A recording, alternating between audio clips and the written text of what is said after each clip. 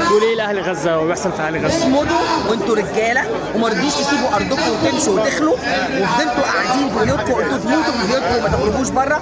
افضلوا على كده، ومفيش حد بياخد عن عمره يوم، فكل الاعمار بيد الله. شايفه زي الاحداث الاخيره؟ الاحداث الاخيره انا ده اباده رسميه، اباده كامله لشعب عزل ملوش اي حاجه، مفيش في ايده سلاح، اطفال صغيره.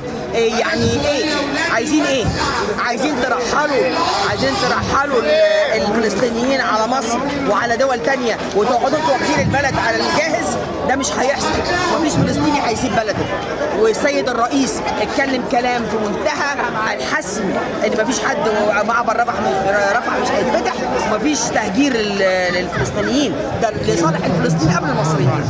وطبعا المعونات الحمد لله النهارده سمح فيها، وانا حضرت حقيقه مجلس الامن امبارح، حضرت كل اللي حصل. الكلمه بتاعت فلسطين والاردن كانت في منتهى الجمال اللي في الدنيا، ولكن يا رب تجيب نتائج. والاجتماع بتاع بكره اللي هيحصل في الاردن ده اتمنى انه يحصل معاه رد كويس. شايفه زي الهجوم على محمد صلاح؟ انا رافضه الهجوم ده خالص.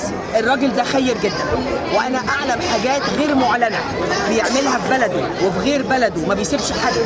الراجل بالاخلاق والرقي ده لا يمكن هيبقى ضد شعب فلسطين. هو ليه حساباته وليه طريقته، ممكن يكون بيعمل حاجات احنا مش عارفينها، صح، ما نعرفهاش من غير ما يعلنها، فبلاش نقعد نهاجم حد من غير ما نعرف.